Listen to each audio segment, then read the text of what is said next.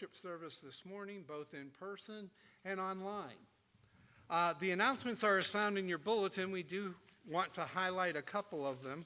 One that's not in there, Barbara Kempton is resigning as our nursery coordinator due to other things going on in her life. So if anyone is interested in taking over that position, please let Herb Utlaut know or any of the elders. It's an important work that we have for taking care of the kids during the nursery. So if you're interested in that position, please let us know. On the 28th and 29th, we have upcoming our What is Gender Conference. You'll see a brochure in your bulletin. The brochure is also up on the website, and there is a link in that brochure to sign up. We are going to be having a boxed dinner after the presentation or before the presentation on the 28th. That's a Saturday evening. So we need to know how many people are coming to make preparations for that. So if you could take a few minutes and just go up to the website and sign up, that would be great. Once we have a clearer picture of that, then we'll know how much food to provide. So it should be good. Dr. Kara is going to be doing a presentation on what is gender, speaking to your non-Christian neighbors. I think Dallas also emailed out to people the link to sign up. Feel free to share that with your friends and family that might participate in this, because this is a really important issue that's facing us in this country. And it's really good to have a Christian perspective on it. So that will be coming up the 28th and 29th. Dr. Kara will also be providing the sermon on the 29th, and there will be a part of it will occur on the evening of the 29th. And then I think there is going to be a hymn sing and prayer meeting following that. So it'll be a busy Sunday on the 29th. Next Sunday, the 23rd, we are having a congregational meeting following the worship service, and that will be for the purpose of electing our officials and for approving the budget. So please be prepared to stay a few minutes afterwards. It's not usually a long, drawn-out event, but it will be a time to review the budget. Barry, is that available? Or Mike? It will be available. The budget will be available at the meeting. So if it's available before that, we may email it out to people, but that will be, just be prepared to review that, and if there's any questions, we can definitely have answers for those tomorrow, next Sunday. All right. Why don't we take a few minutes to prepare our hearts for worship? There is a 2 Timothy 2, 8-14 in the bulletin, if you want to read that, but let's just take some time. And there's also, my wife is holding up another brochure that we were handing out, that there is the Catawba Women's Ministries Conference coming up at Bon Clarkin. So there was a flyer handed out this morning. If you didn't get one, you can see Elaine or Frankie, and we will make sure that everyone is able to get those to get signed up. And I would be remiss in introducing our guests. We have Sharon Caldwell filling in for Brenda at the piano. She is a good friend of this congregation. It's great to see her, and we look forward to worshiping with you in music. And Chip Watson will be bringing our sermon to us. You know Chip, but he is a retired pastor, and we are looking forward to hearing his message later on this morning. And I think I got everything. So with that, let's take a few minutes to prepare our hearts for worship.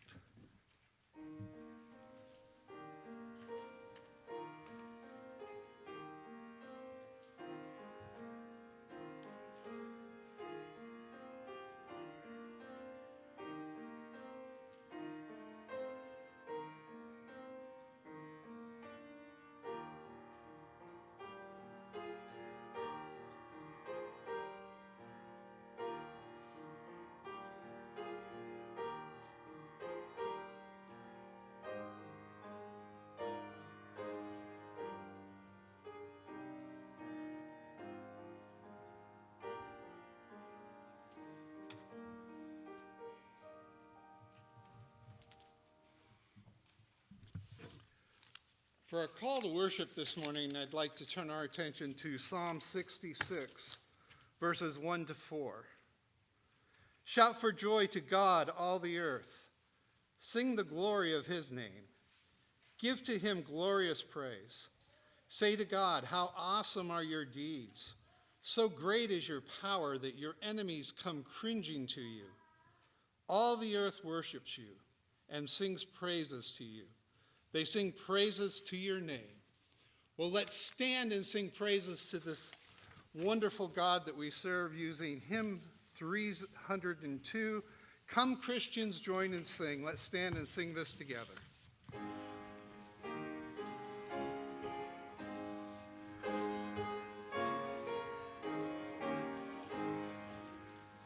Come, Christians, join to sing. Alleluia, amen. Loud praise to Christ our King. Alleluia, amen. Let all with heart and voice before his throne rejoice. Praise is his gracious choice. Alleluia, amen.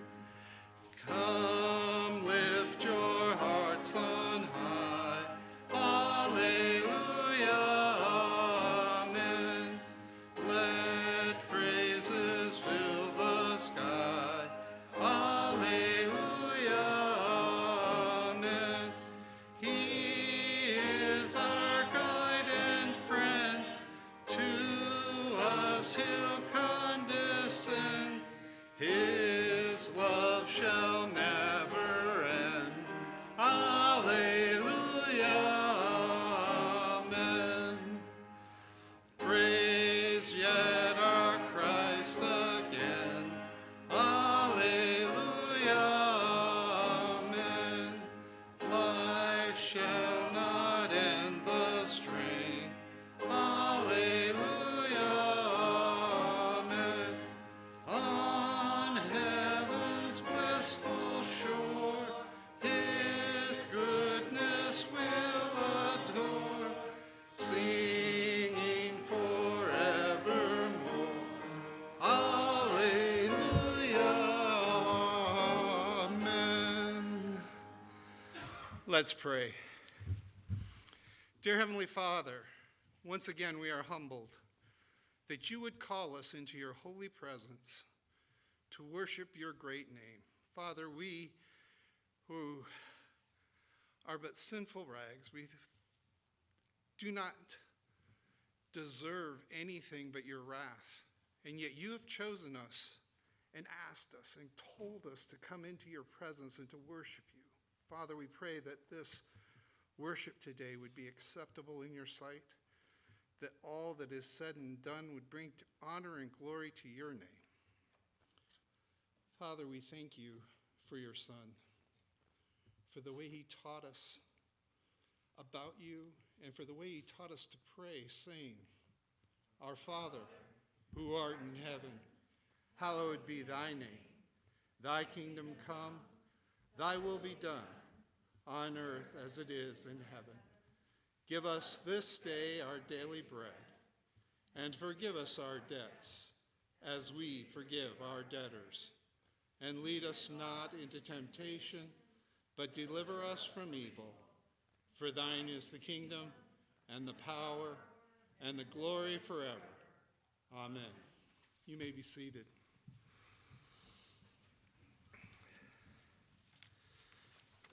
Well, God calls us to confess our sins, that we acknowledge the fact that we fall short. And in our bulletin, there is a prayer that we should talk about our confession of our sin. If we could read this prayer together. Almighty God, we acknowledge and confess that we have sinned against you in word and deed. We have not loved you with all our heart, soul, mind, and strength. We have not loved our neighbor as ourselves. Deepen within us our sorrow for the wrong we have done and the good we have left undone. Lord, you are full of compassion and gracious, slow to anger, and plenteous in mercy. There is always forgiveness with you. Restore to us the joy of your salvation. Bind up with which is broken. Give light to our minds, strength to our wills, and rest to our souls. Speak to each of us. Let your word abide with us until it has wrought in us your holy will. In Christ's name, amen. And for assurance of pardon, we turn to Isaiah chapter 1, verse 18. Come now, let us reason together, says the Lord. Though your sins are like scarlet, they shall be white as snow. Though they are red like crimson, they shall become like wool. Such a great promise from our God. Well, let's stand for the confession of faith. It comes from the Heidelberg Catechism, question 21. I will read the question, and we will read the answer together. What is true faith? True faith is not only a sure knowledge by which I hold as true all that God has revealed to us in Scripture. It is also a wholehearted trust which the Holy Spirit creates in me by the gospel that God has freely granted not only to others, but to me also, forgiveness of sins, eternal righteousness, and salvation. These are the gifts of sheer grace, granted solely by Christ's merit. Thank you. You may be seated. And if the children will come forward for the children's service.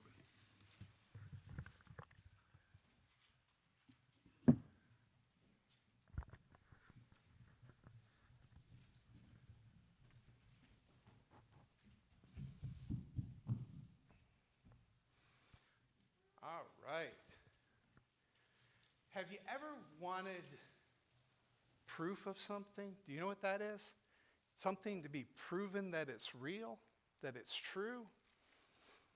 Now, I know in math, you can do addition, right? You could say 2 plus 2 equals 4. How do you prove that that's true? You can do the subtraction, and you can say 4 minus 2 equals 2, right? That proves to you that that is an accurate statement. Well, John the Baptist, in our passage this time, if you remember earlier in Matthew, he baptized Jesus. God said, "This is my son in whom I am well pleased." The Spirit came down like a dove and descended on him. John saw all of that and knew that Jesus was the Son of God. But John had been put into prison. And Jesus was teaching his disciples, and John sends his disciples to Jesus and says, ask him, are you really the one? Or should we be waiting for someone else? You know, it's not bad sometimes to ask questions. Because what Jesus did was very, very kind to John. He sent the disciples back. He said, tell John what you saw. Say the lepers were cleansed, the lame walked, and the blind saw. Because in Scripture, it said all of these things would be things that would be signs that this indeed was the Messiah, the Son of God. So he confirmed to John that, yes, I am the one you've been waiting for. Let's pray. Dear Heavenly Father,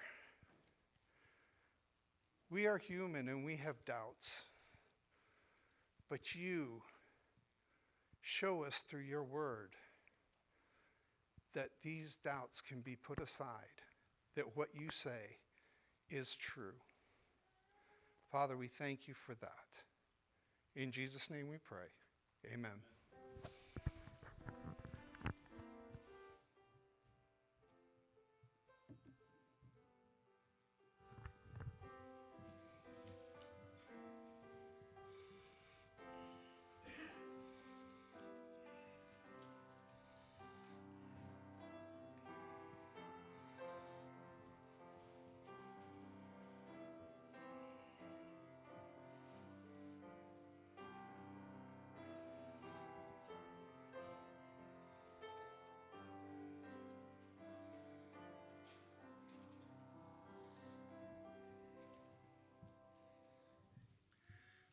Well, our scripture reading today is from Isaiah chapter 35, verses 1 to 10.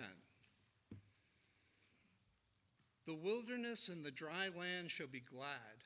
The desert shall rejoice and blossom like the crocus. It shall blossom abundantly and rejoice with joy and singing. The glory of Lebanon shall be given to it, the majesty of Carmel and Sharon. They shall see the glory of the Lord, the majesty of our God. Strengthen the weak hands and make firm the feeble knees. Say to those who have an anxious heart, be strong, fear not. Behold, your God will come with vengeance. With the recompense of God, he will come and save you. Then the eyes of the blind shall be opened, the ears of the deaf unstopped. Then the lame shall leap like a deer. The tongue of the mute shall sing for joy. For waters break forth in the wilderness and streams in the desert. The burning sand shall become a pool, and the thirsty ground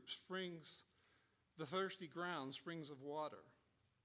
In the haunt of jackals, where they lay down, the grass shall become reeds and rushes, and the highway shall be there, and it shall be called the way of holiness.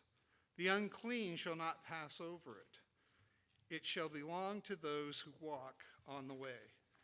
Even if they are fools, they shall not go astray. No lion shall be there, nor shall any ravenous beast come upon it. They shall not be found there, but the redeemed shall walk there, and the ransomed of the Lord shall return and come to Zion with singing. Everlasting joy shall be upon their head, and they shall obtain gladness and joy, and sorrow and sighing shall flee away. The word of the Lord. Let's turn to this Holy Father with prayer. Dear Heavenly Father, we are struck by how gracious and merciful you are, how you do not treat us as we deserve, but how you treat us kindly, and you treat us with mercy. Father, even though we turn our back on you and we do things that displease you, you forgive us. You bring us back to you. You remind us that we are called by your name. Father, we are humbled that you would choose the likes of us. Father, we pray for these upcoming events. We pray for the What is Gender Conference. Father, we know that this is an issue that is burning in this country. And we just pray that you would remind us to look to your word, to look to how you describe it.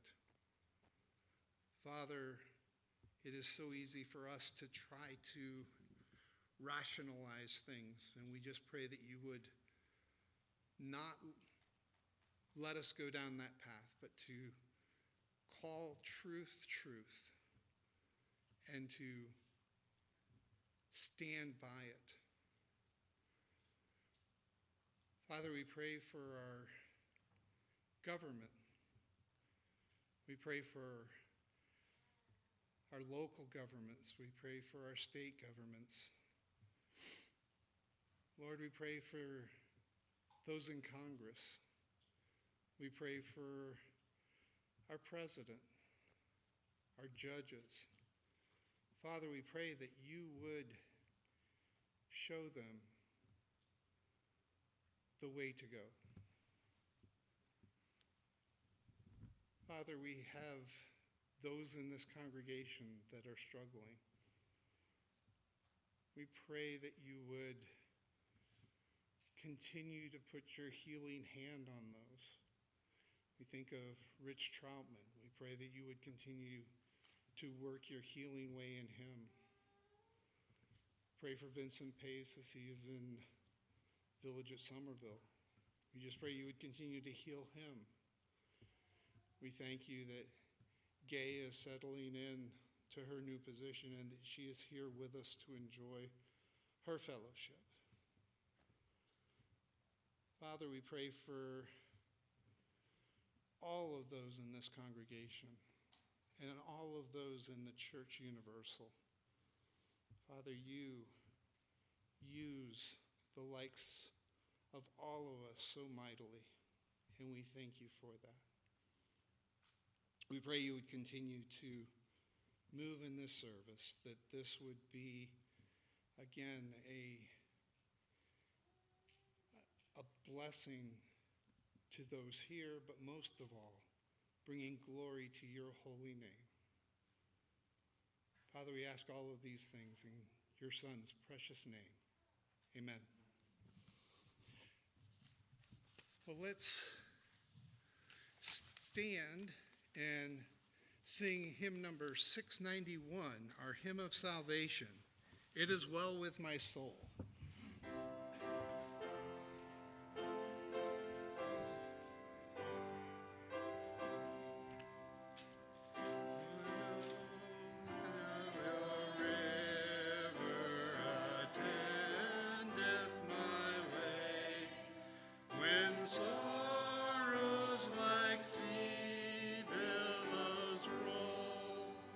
Whatever my lot,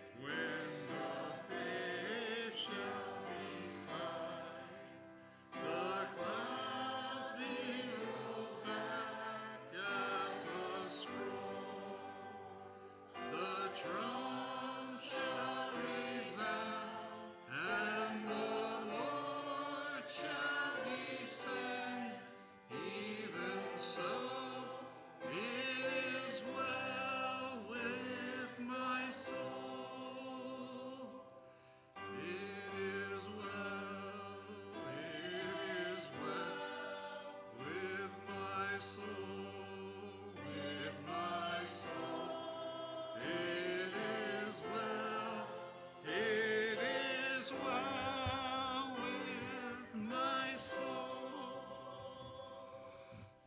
Let's pray.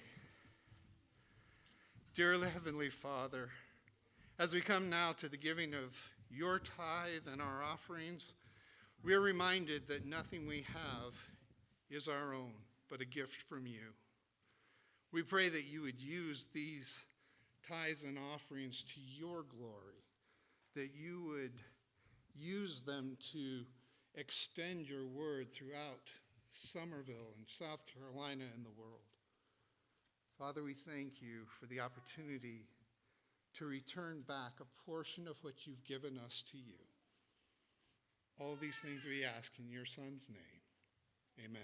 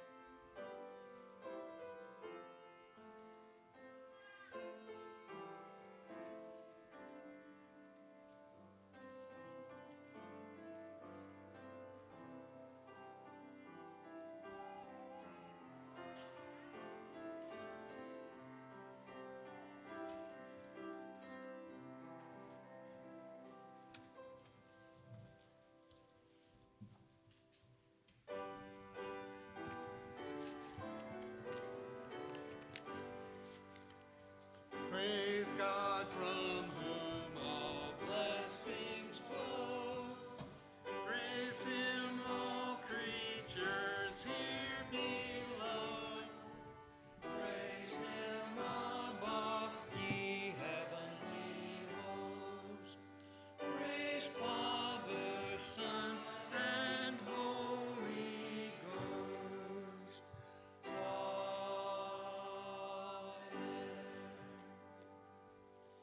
Thank you, and be seated.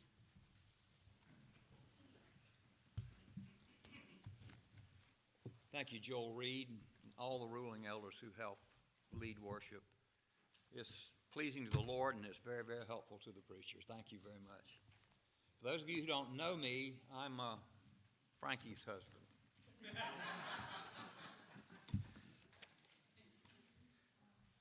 And I would invite you to turn in your Bibles to Matthew chapter 11, and we'll be reading verses 1 through 6. Matthew chapter 11, verses 1 through 6. And I always like to remind myself when the word's being read, and also to remind you on this occasion that God always speaks to us most clearly and most directly when we're reading his word from the scriptures. So if you're going to be distracted and fall asleep, wait till I start preaching. But now God's word is being read, so listen carefully. When Jesus had finished instructing his 12 disciples, he went on from there to teach and preach in their cities. Now when John heard in prison about the deeds of the Christ, he sent word by his disciples and said to him, to Jesus, "Are you the one who is to come, or shall we look for another?" And Jesus answered them, "Go and tell John what you hear and see. The blind receive their sight, and the lame walk, lepers are cleansed, and the deaf hear, and the dead are raised up, and the poor have good news preached to them. And blessed is the one who is not offended by me." May God add to us the reading, his blessing to the reading of his word. Father, your Holy Spirit is here indwelling your people. We pray that he would open our minds and hearts to this passage of Scripture and create faith and build faith in your people. We ask this in Jesus' name. Amen.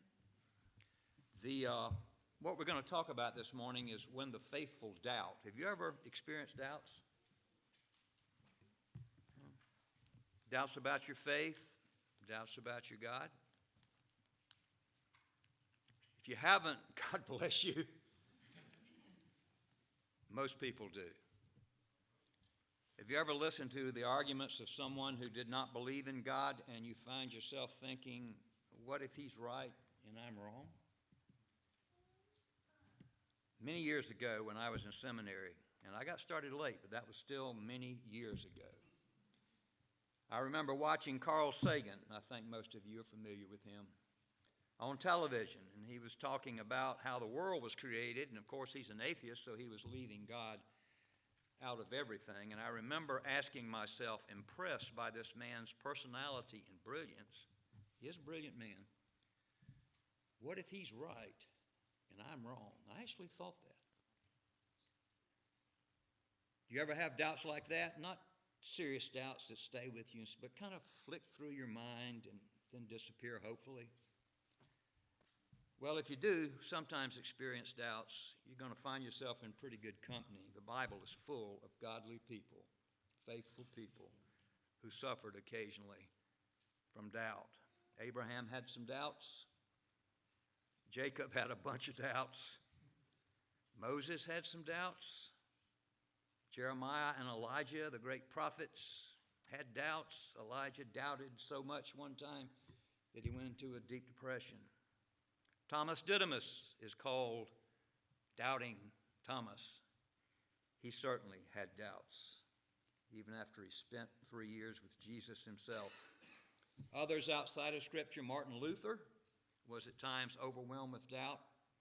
John Bunyan, the author of Pilgrim's Progress, spoke of being much tumbled up and down in my thoughts. He was talking about doubts he had. This man who wrote this great Pilgrim's Progress.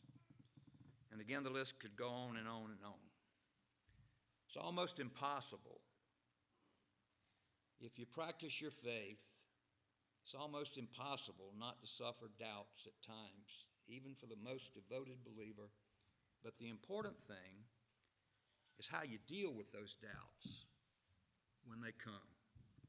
When they come rushing in uninvited and unwelcomed. Os Guinness, the Christian apologist, writes, find out how seriously a believer takes his doubts, and you have the index of how seriously he takes his faith. We all experience doubts. If we're honest, I think it's what we do with those doubts that really counts. Even John the Baptist, well, I like to call him John the Baptizer because he was a Presbyterian. And if I slip and call him the Baptist, that's okay, but he was called the Baptizer, the Baptist, because he baptized, even baptized Jesus, as you heard earlier. This man testified so powerfully about Jesus. He was anointed by God, sent by God to bring Jesus into ministry in the world. He was the prophet that was prophesied to come before the Messiah came, John the Baptist. And this man, at one point in his life at least, had a tremendous struggle with doubt, a struggle that the Holy Spirit, for some reason, records for us in Matthew chapter 11. Now, as we look at John's doubts this morning, and most importantly, how he dealt with this doubt and how Jesus responds to his doubts, we also need to consider some of the things that might cause doubts in the believer's life. So we'll do that this morning as well. Let's begin by considering John's doubt, and that doubt is expressed in a question that John sent to Jesus. And this is in verses 2 and 3. Now when John heard in prison about the deeds of the Christ, he sent word by his disciples, John's disciples, and said to Jesus, are you the one who is to come, or shall we look for another? Now consider, if you would, when John sends this question by his disciples to Jesus, consider John's situation. This man is in prison. He doesn't know it yet, but he's about to lose his head in the near future. And this is a great prophet of God. He's a fiery preacher who had no trouble telling it like it is. He was bold, courageous as a prophet. He was not afraid to confront anybody with the truth. As a matter of fact, that's why he's in prison. Herod Antipas is the governor of Galilee at that time, and I think most of you know that he had seduced the wife of his brother, Philip. Her name was Herodias. She will be the cause of John's beheading later on.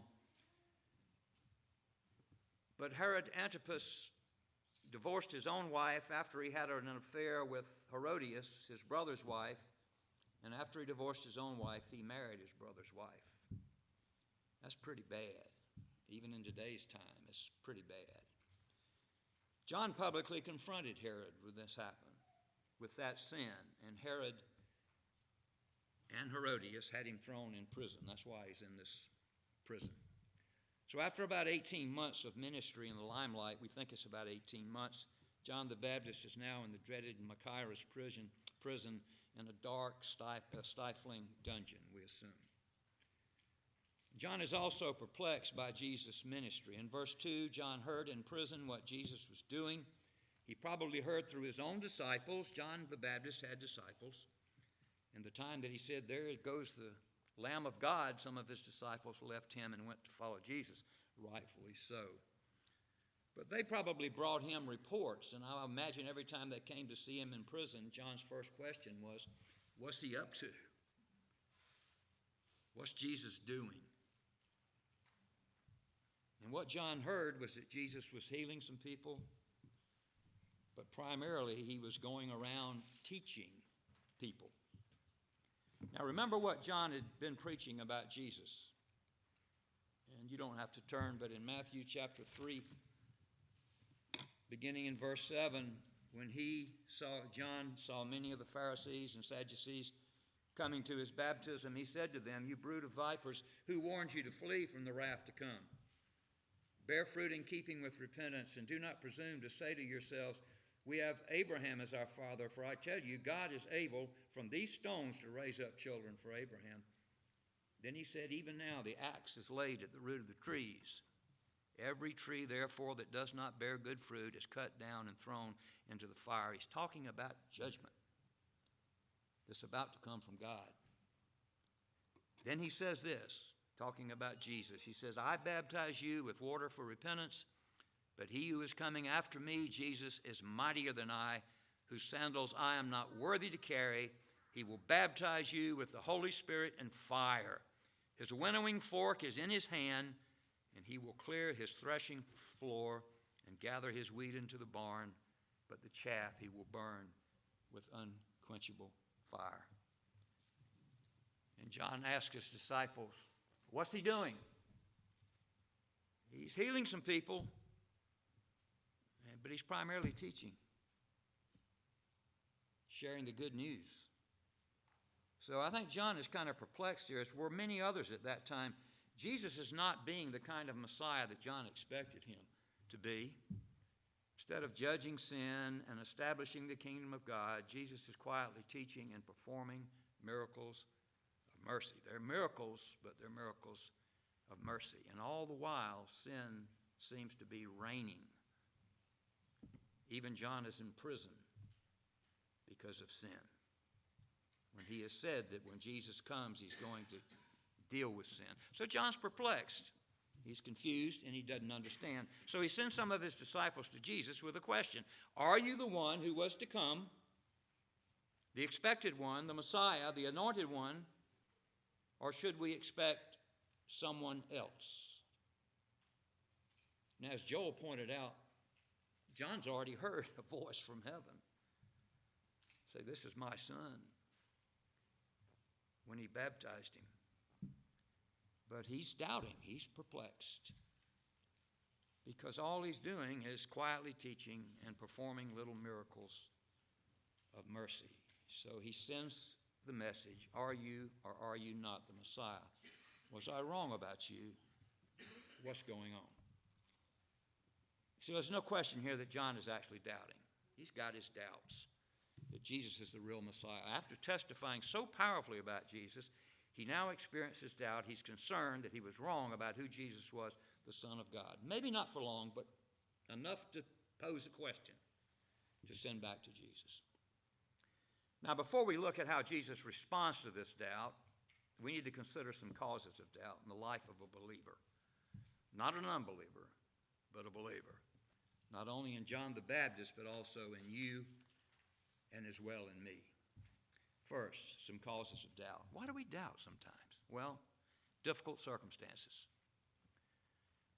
Consider John. He's absolutely faithful as a prophet. He has made a sacrificial commitment of his life. He's going to give his head in serving God. He's going to be beheaded. He'd done everything that God had told him to do. He was filled with the Spirit of God from the time that he was in his mother's womb. Remember that? Elizabeth is with child, and that's John. And then Jesus' mother Mary, who is also with child, Jesus, by the Holy Spirit, comes to visit her cousin. And when the child in the womb of Mary walks in that door, John jumps in the womb of his mother. He was filled with the Holy Spirit in the womb. That's a message there about abortion, by the way, but that's another message for another time.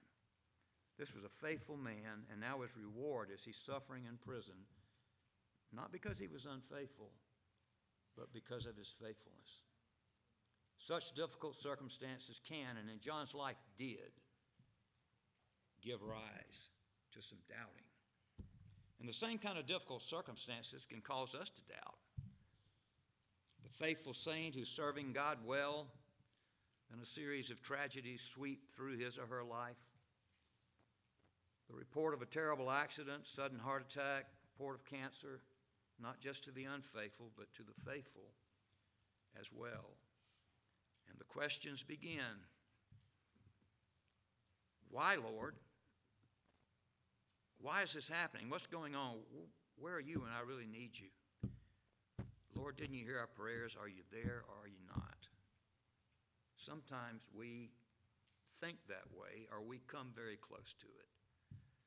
Such hard, confusing circumstances are so painful and perplexing, they can give rise, and they usually do give rise, to questions that can become doubts. And when such questions and doubts arise in your mind and in my mind, out of difficult circumstances, we should do just what John did. We shouldn't lament for long periods of time and wallow in our uncertainty. We should go directly to the Lord and tell him we're doubting. We've got questions. And ask him for reassurance. He knows we're doubting anyway, doesn't he? Secondly, incomplete revelation can lead to doubting. As much as John the Baptist knew as a prophet about Jesus, God himself spoke through these men. His revelation was incomplete. He's been in prison for about a year, we think, so most of his knowledge about what Jesus was doing was secondhand, brought to him by his own disciples. He had not personally spent much time with Jesus, man to man, face to face. We know he baptized him. We know they were related. But most of what he knew about Jesus' ministry came to him secondhand. And John didn't fully experience the truth about Jesus. He was really like the Old Testament prophets. And I think Pastor Michael used this verse last week, but recently it's been used in this church, about from Peter, in Peter's first epistle. And he's talking about the Old Testament prophets, who Peter described as prophets who spoke of the grace that was to come to you, searched intently and with the greatest care, trying to find out the time and the circumstances of what they were talking about. These prophets were saying Jesus is coming, the Messiah is coming, but they didn't know when, and they didn't know exactly what he was going to do when he came. And John didn't either. John knew that Jesus was the Christ. He knew that. He knew that he was the Son of God. He knew that he was the Messiah, but it had not been fully revealed to him exactly how Jesus was to function as the Christ. Jesus' own disciples would have had more revelation than John, because they spent at least 3 years of their life with Jesus every day, listening to his teaching, seeing the miracles being performed, and even they did not fully understand what Jesus was about when he came. At one point in his ministry, Jesus told them, guys, I came to die for sins, for your sins and the sins of sinners. And they didn't understand it, and he kept telling them that. He told them over and over about his necessary crucifixion, and they never really understood it until after the resurrection. Such incomplete revelation can, and in John's case did, give rise to doubts. And the same kind of incomplete revelation can cause us to doubt too today. We today have the complete revelation of God in the closed canon of the Scripture, the Bible.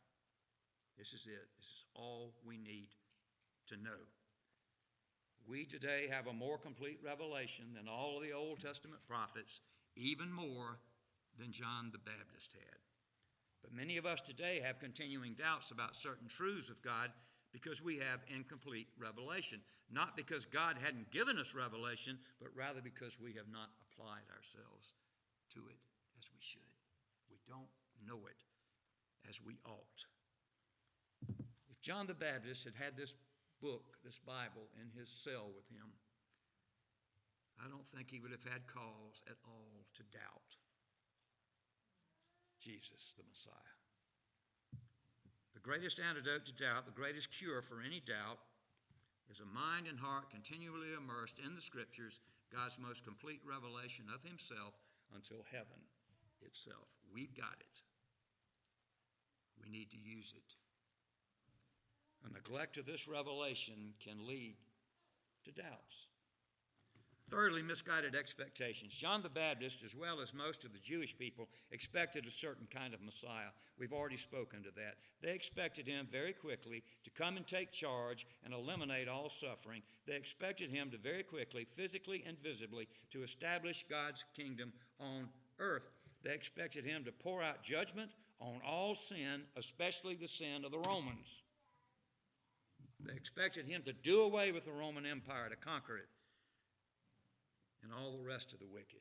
Their expectations of the Christ were so strong, and yet most of the time so wrong, that when Jesus didn't meet their expectations, they didn't just doubt him, they rejected him, and they killed him. But in John's case, it caused grave doubts. You remember in John, the other John, the apostle, in John chapter 10, the Jewish leaders had said to Jesus, these men had come and said, how long will you keep us in suspense? If you're the Christ, tell us plainly. And Jesus answered what? He said, I did tell you. I've told you and told you and told you and showed you, but you did not believe. Why? Because he was not behaving the way that they thought he should be behaving. Even John was led to ask, are you the one who was to come, or should we expect someone else? We've been waiting for centuries. Should we wait for another century? Someone who more closely meets our expectations. Misguided expectations can, and in Jesus' day did, give rise to doubts, even in John. And the same kind of expectations can cause us to doubt. If your expectation of God is a heavenly Santa Claus, we're going to soon doubt because he's not a Santa Claus. If our expectation of God is that he will never allow us to suffer, we're going to soon doubt him, because not only does he allow us to suffer, but sometimes he leads us into the suffering, saying, I'll be with you, but we're going through suffering. If our expectation of God is he will answer every prayer yes, we will soon doubt him, because sometimes he says no for our good. In my case, personal experience, most often when I pray, I hear the word wait. And that word in the Bible doesn't mean just to wait, but it means to wait believing as you wait. If we expect to receive Christ and then to live a life that has no trouble at all, no difficult circumstances, we will soon doubt him, because such misguided expectations about God lead to doubt. Now let me share one more cause of doubt with you that's positive. And for this reason, when I share this with you, I maintain that we should all, at some point in our Christian lives, doubt God. And here's why. The awesome greatness of our God causes doubts. Our God is so awesomely great that sometimes when we really begin to ponder Him, to meditate on Him, not just to hear the things about Him, but we begin to try to grasp and understand those things about Him, we come to the point where we say, can such a God really be true? He's so awesome and great. Can this really be? Now, that's a positive thing. That's not a negative thing. And I would encourage you, I really do encourage you to ponder the wonderful, great things of God to see if you can make yourself doubt. Because that doubt is very quickly turned to worship. I'll give you an example. Years ago, decades ago, a couple of decades ago, I was sitting in a Sunday school class in a church in Alabama, church I pastored. And one of our ruling elders, I think my wife's favorite ruling elder of all time, some of you are moving up, but this guy could teach. He was one of the founding fathers of the PCA, the Presbyterian Church in America. He was just a remarkable man. He was a lawyer. The subject that he was talking about that morning in Sunday school, as I sat there listening, I'm 30 minutes from preaching. I'm the pastor, and he was talking about the attributes of God. And as I sat in that class, I experienced doubt about God. And I'm glad I did. The teacher was talking about the self-existence of God, the eternality of God. Now, you hear the word eternal all the time, and you believe God's eternal, right? Everybody in here, I think, believes that God's eternal and there's eternity. Have you ever thought about that, what that means? I began to ponder this self-existence of God, this eternality of God, the fact that God has always, always existed. He has always, always, always, always been. There's never been a moment of time when God was not. Okay. Think about that.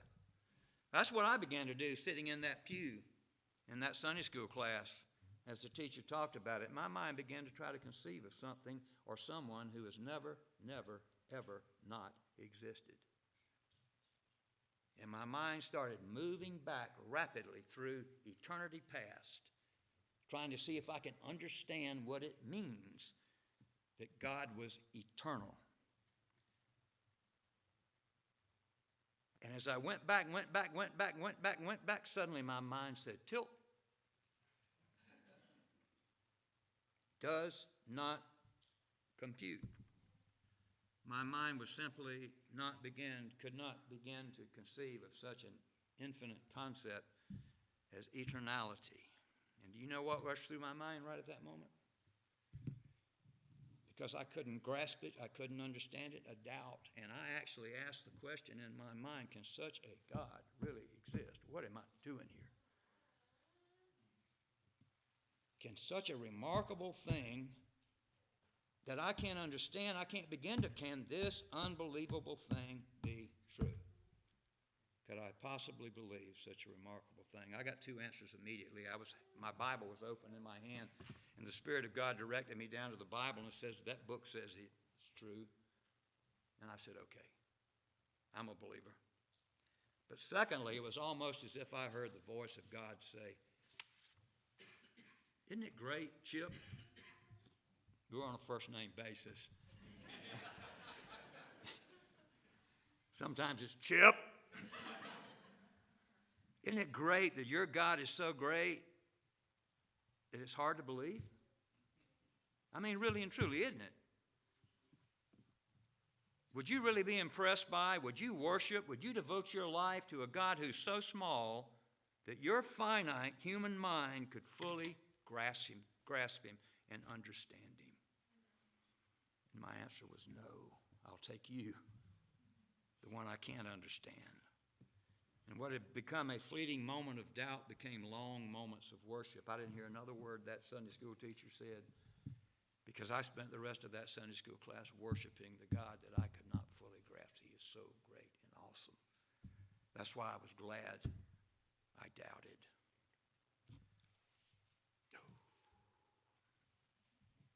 I'm very conscious of time, and I'm moving slower than I thought. I want to, but if I go over and you don't like it, don't ask me to preach again. But I want to try to show you something to get you to think and to ponder yourself sometimes into doubt so that that doubt will turn to worship. Imagine, if you would, a ball the size of the earth, and it's metal, steel, lead, whatever, all the way through. It's solid. It's a ball the size of the earth, and God hangs it out in space. And then he prepares, as he prepared the fish that swallowed Jonah, he prepares an inchworm. And he puts that inchworm on top of that ball, as big as the earth. And the inchworm kind of moves like this. You know how it moves, very slow. And he commands that inchworm, move across this ball. And don't stop. And so the inchworm starts moving across the ball. Now, that inchworm is creating friction, and I'm not a scientist, but it's my understanding that friction on any kind of surface will wear that surface down. Imagine the time it would take for that inchworm to wear that ball the size of the earth down to a marble or a basketball, if that's too hard to believe. The time it would take that inchworm to wear that ball down to a marble. You know what we might call that?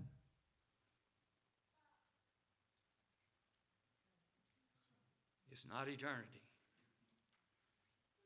At the most, it's day one of eternity. Folks, that's hard to believe. I can't grasp that. Our God is so great and awesome. He created eternity,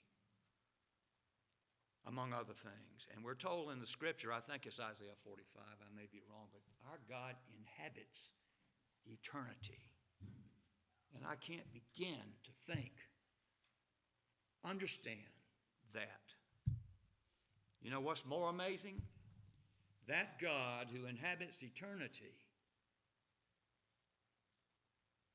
wants you and me to inhabit the rest of eternity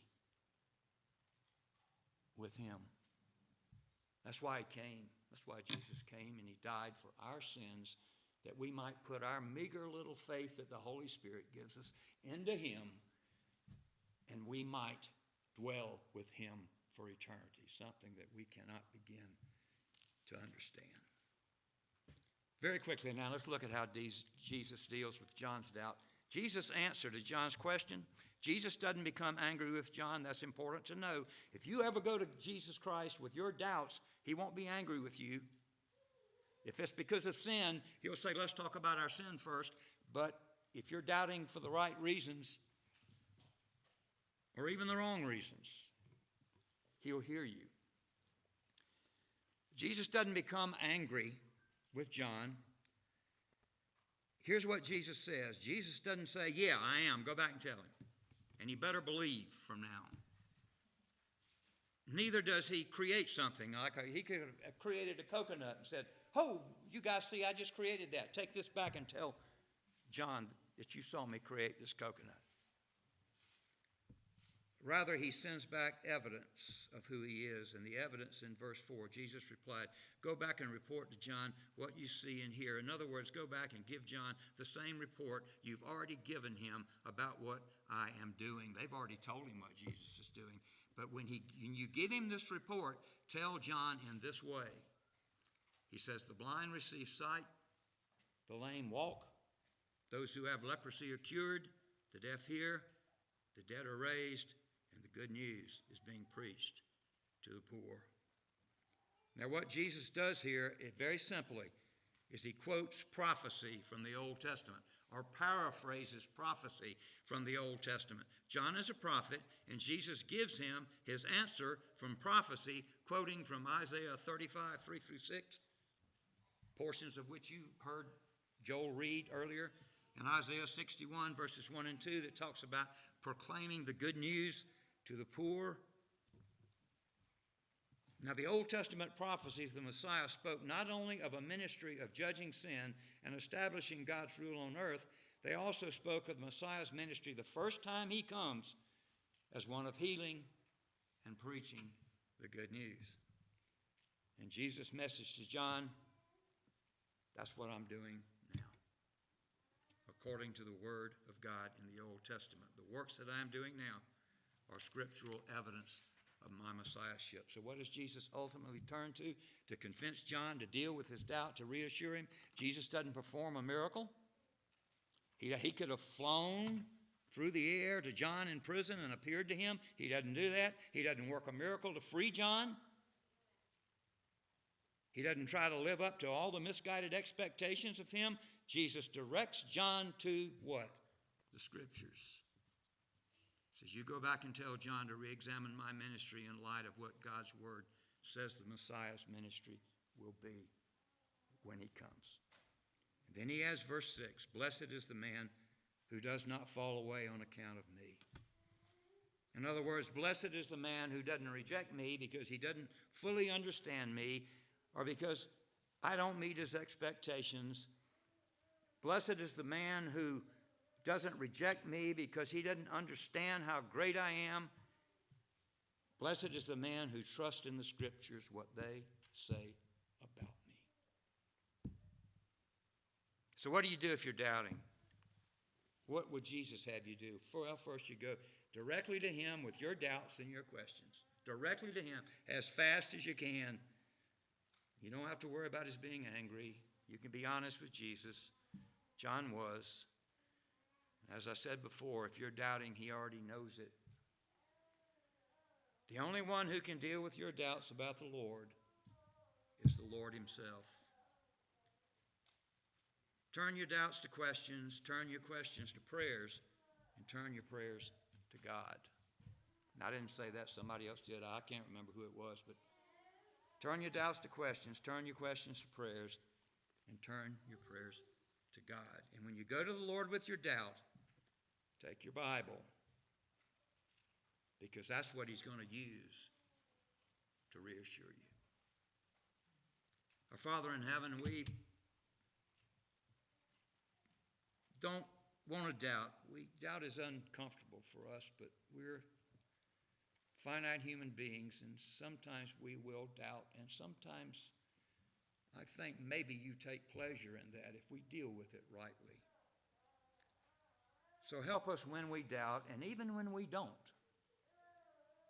to come to your word, to understand better how great and awesome and wonderful you are.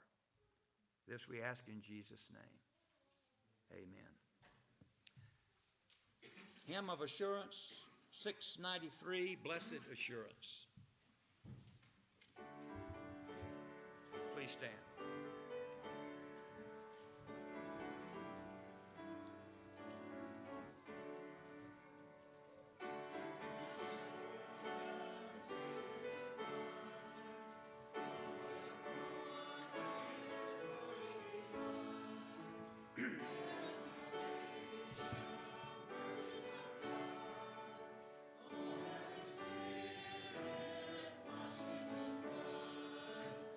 This is my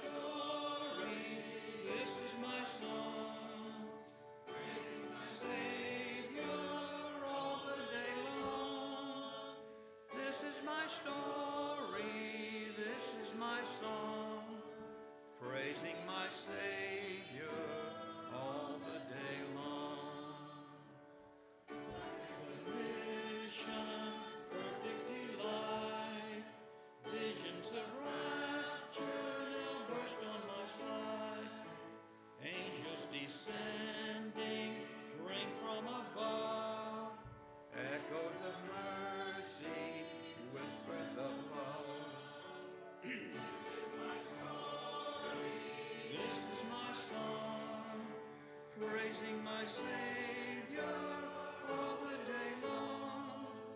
This is my story, this is my song, praising my Savior all the day long.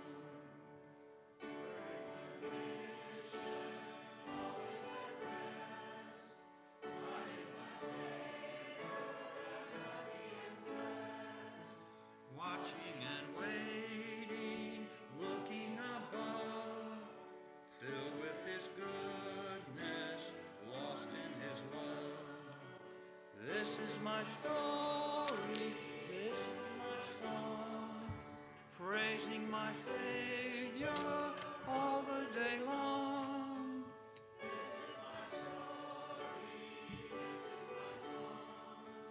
Praising my Savior all the day long. I'll add this. It's hard to doubt God when you're praising Him. It's hard to doubt God when you're worshiping in spirit and truth. Just remember that. Now may the grace of our Lord Jesus Christ, the love of God, and the fellowship of His Holy Spirit be with you all. Jesus is Lord. Let us go in peace. Amen.